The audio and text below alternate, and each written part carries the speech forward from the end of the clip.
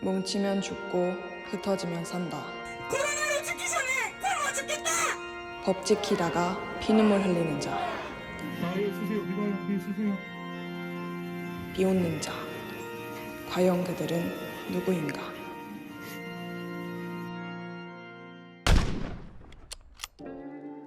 코로나19 3차 대유행이 좀처럼 끝나지 않자 정부는 사회적 거리두기 단계를 오는 17일까지 유지하기로 하는 강경책을 내놨습니다.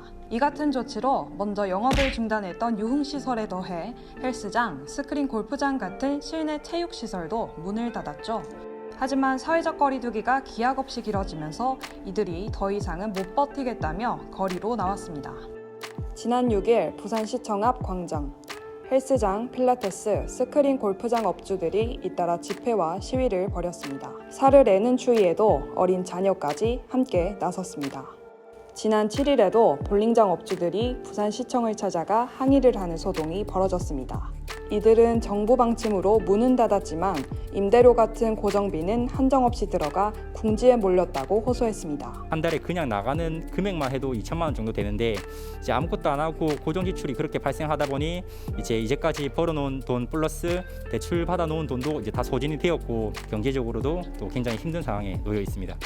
목욕탕, 태권도장은 유사한 기능에도 허가받은 업종이 다르다는 이유로 운영을 할 수 있게 한 것이 형평성에 어긋난다고도 목소리를 높였습니다. 근데 이렇게 저희는 안전하게 다 운영을 한다 생각하는데 이 체육시설하는 걸 통틀어서 다 영업을 정지시키는 거는 좀 형평성에서 어긋난다 생각합니다. 예. 이들처럼 오히려 정부 방침을 잘 지켜 피눈물을 흘리는 이들이 있는 반면 방역수칙 따위 우습게 여기는 사람들도 있습니다. 지난 3일 새벽 부산 진구 서면의 한 건물 지하클럽, 늦게까지 음악 소리가 난다는 신고를 받고 출동한 경찰은 업소 뒷문으로 수십 명의 손님이 빠져나가는 것을 포착했습니다. 경찰이 현장을 급습했더니 술잔과 술병, 담배꽁초가 어지럽게 널려 있었습니다. 경찰이 이날 적발한 손님은 70여 명, 이 중엔 20대 자가격리자도 있었습니다. 업주는 소셜 네트워크를 통해 손님을 암암리에 모아 이 같은 술판을 벌인 것으로 확인됐습니다.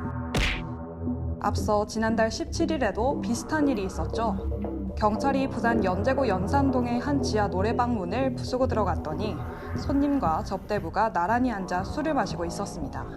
물론 이때는 노래방 영업이 금지됐던 시기입니다.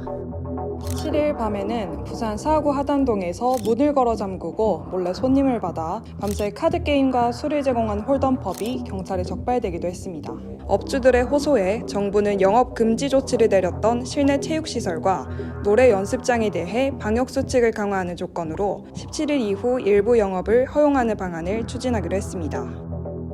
방역수칙 준수는 가장 좋은 백신이라고 하죠. 마스크 벗고 함께 웃을 수 있는 그날을 위해 우리 조금만 더 거리 두는 것 어떨까요?